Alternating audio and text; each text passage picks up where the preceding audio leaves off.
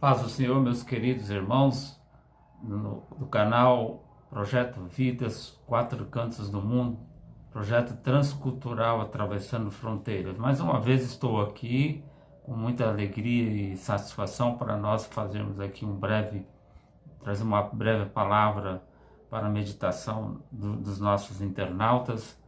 Quero convidar a atenção de vocês que acompanhem ou periodicamente ou casualmente aí nosso canal voltado para missões. Quero hoje trazer aqui uma palavra que Deus pôs ao meu coração, está no livro de Deuteronômio, no capítulo 26, versículo 18, verso 19. Fala a respeito, o título deste assunto fala sobre a exortação à obediência. Então diz assim o verso 18: O Senhor hoje te fez dizer que lhe serás por povo seu próprio, como te disse, e que guardará todos os seus mandamentos, para assim te exaltar em louvor. Renome e glória sobre todas as nações que fez, e para que sejas povo santo ao Senhor teu Deus, como tem dito. Amém? Graças a Deus. Essa palavra interessante fala sobre propriedade, mas essa condição que Deus coloca aqui exige muitas vezes nossa obediência. E aqui exatamente isso que o profeta está falando a respeito de exortação à obediência, para assim nós termos do Senhor Jesus, do Senhor Deus, as bênçãos sobre a nossa vida, nossa família, nossos negócios, nossos projetos, seja no plano material ou plano espiritual. E aqui nessa passagem que Deus me trouxe para falar com você, internauta, você que pode estar vendo de alguma maneira, assistir o nosso canal voltado para o projeto missionário. Mas Deus trouxe essa palavra para você, muito embora não seja focada única e exclusivamente o assunto missionário. Mas o que o Senhor diz aqui para nós, nesse texto, que o Senhor quer fazer de mim e de você, povo seu, povo próprio, significa, quando o Senhor fala a respeito de povo seu, como nós vemos aqui no versículo 18, que nós seremos por povo seu próprio, né? E guardará os seus mandamentos. Aqui diz o povo próprio, que significa exclusivo do Senhor, significa possessão. Próprio deriva a palavra propriedade, e propriedade pessoal, né? E quando se fala de propriedade, significa alguma coisa que tem pertencimento a alguém, pertence a alguém. Uma propriedade tem um documento, tem um registro, né? Tem um nome, tem uma data de compra e assim por diante. E aqui, no sentido figurado, nós somos exatamente isso, propriedade do Senhor, possessão dele. Ele nos tomou para si, pertencemos a ele.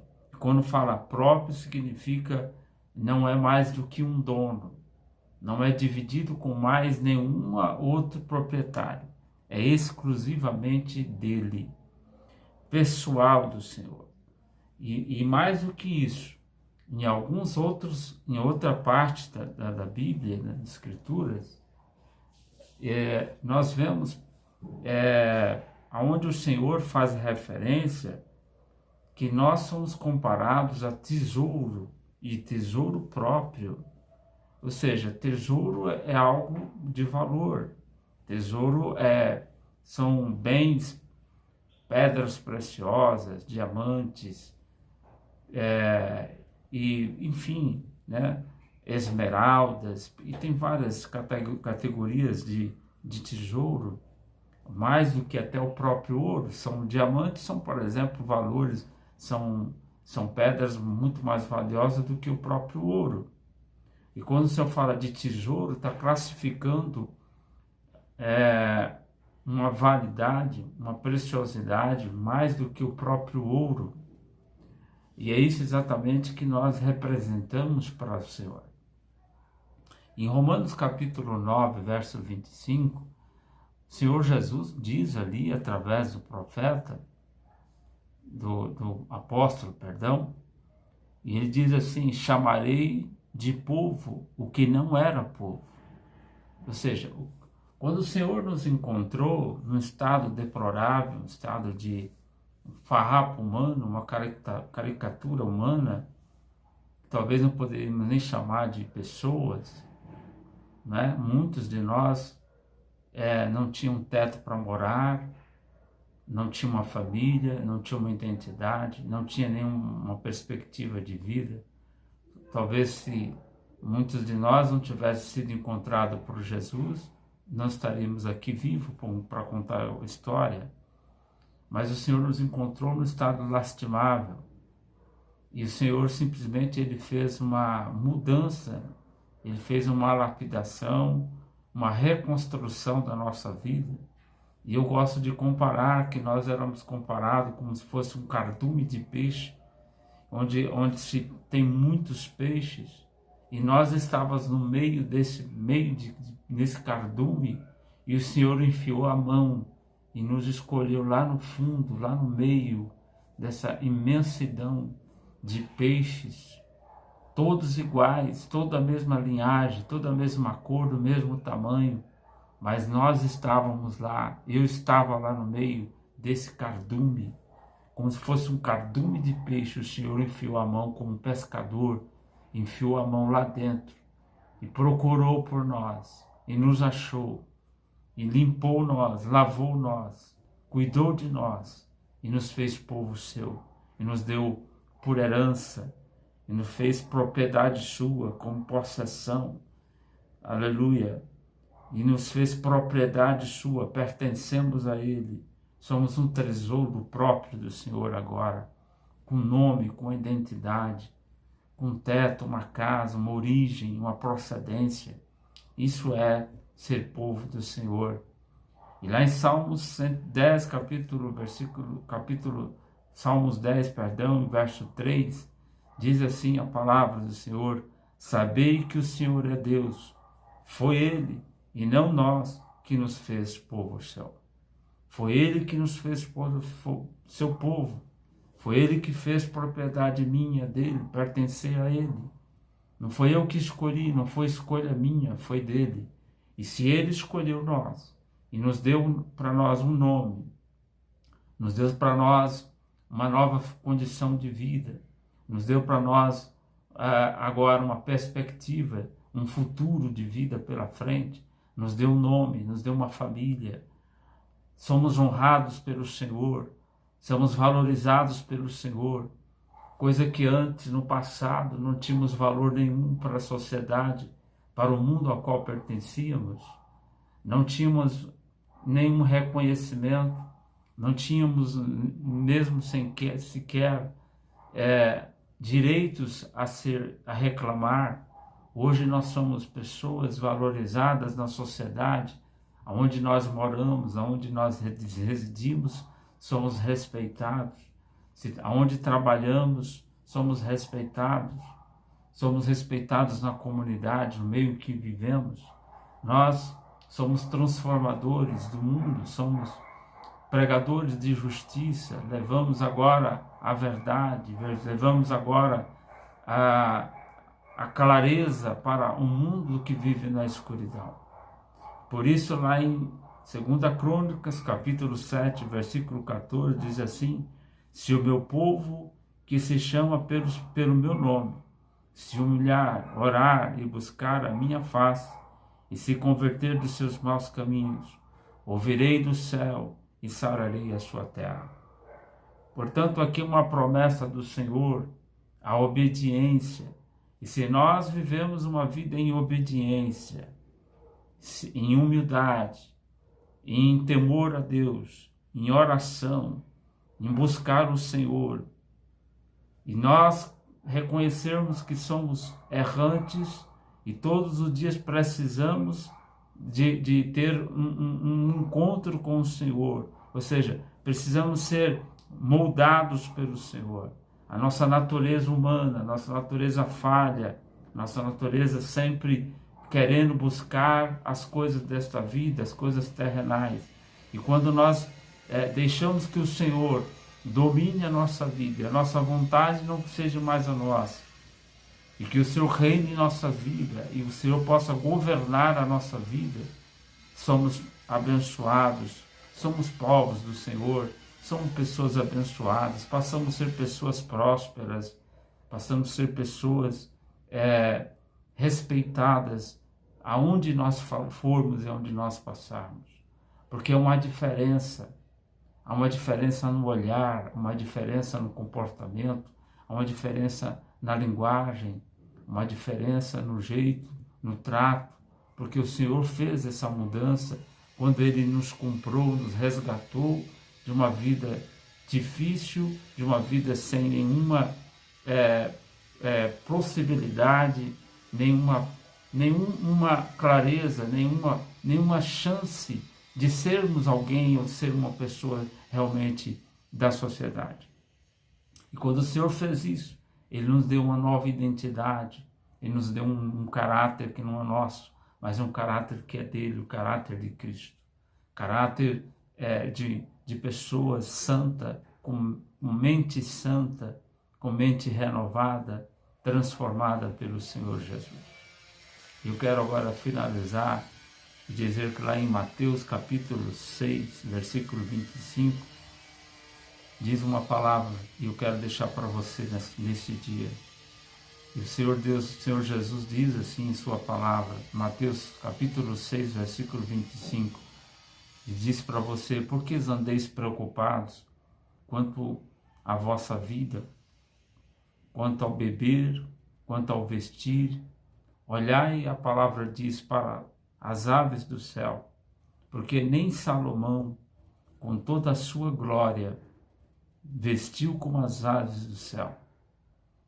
A Bíblia diz lá no livro de Jó, há uma passagem que diz, um capítulo, diz que o servo Jó, todos lhe abandonaram, né?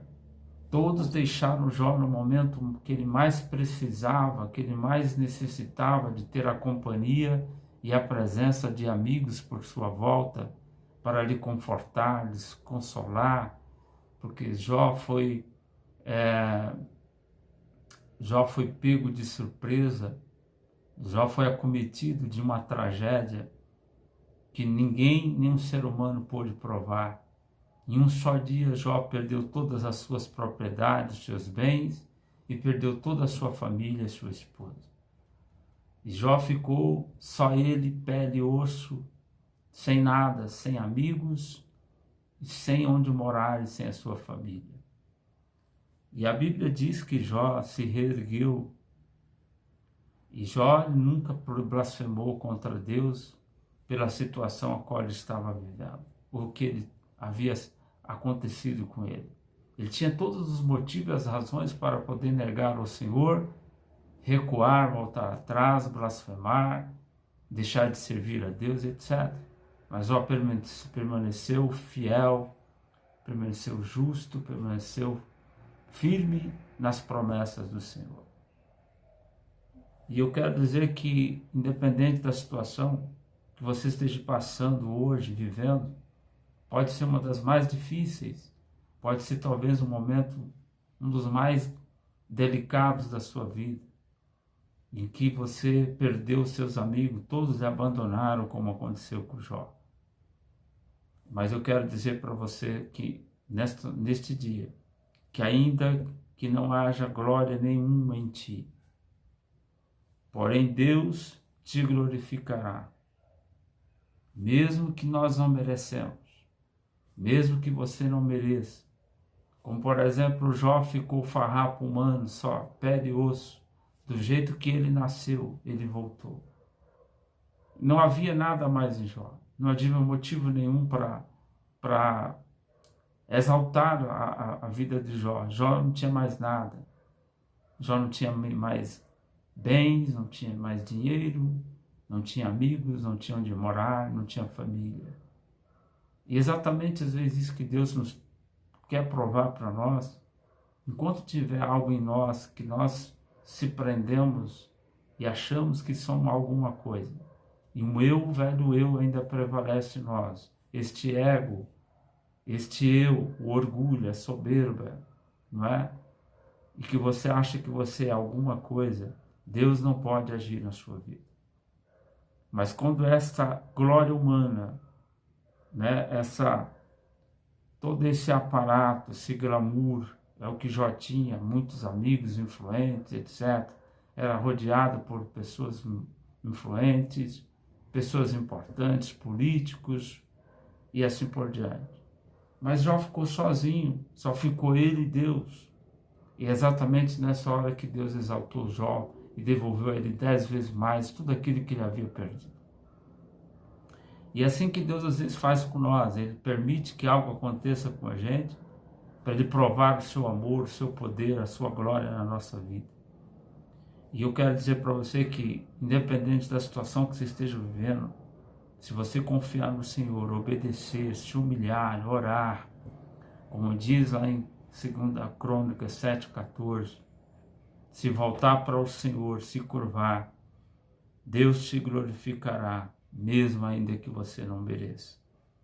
Ainda que as tuas obras não tenham relevância nenhuma na terra, ou seja, você não tem nenhuma coisa para brilhar, você não brilha, você não faz parte da elite da sociedade, talvez você não tenha tanto estudo, não tenha tanta qualificação, talvez não tenha tanto recursos financeiros, etc., que pudesse chamar a atenção das pessoas, ou que trazer a sua glória, a glória humana para você, que alguém pudesse bater nas suas costas, talvez te elogiar, ou assim, ou apontar algum bem que você tem, ou você dizer que alguma coisa que você conquistou, e você talvez não tem nada, mas você tem tudo ao mesmo tempo, que você tem Deus. E o maior tesouro nosso não é as nossas propriedades, os nossos bens, nosso dinheiro no banco. O maior tesouro nosso é ter Deus em nossos corações. E há um tesouro onde as nossas mãos não podem alcançar, onde as minhas mãos não podem alcançar. As janelas dos céus podem abrir para você neste dia, nesta hora que eu estou falando agora. Se for fiel a Deus, se você permanecer fiel a Deus, Deus pode te abençoar, independente da sua situação. E Deus abençoe em Cristo Jesus. Um imenso prazer poder estar trazendo essa mensagem para o seu coração neste dia. Canal Projeto Vidas, canal Missões Transculturais nos 4 cantos do mundo, atravessando fronteiras. Forte abraço, fique na paz do Senhor Jesus. Até a próxima, que Deus abençoe em Cristo Jesus. Amém. Fique com Deus.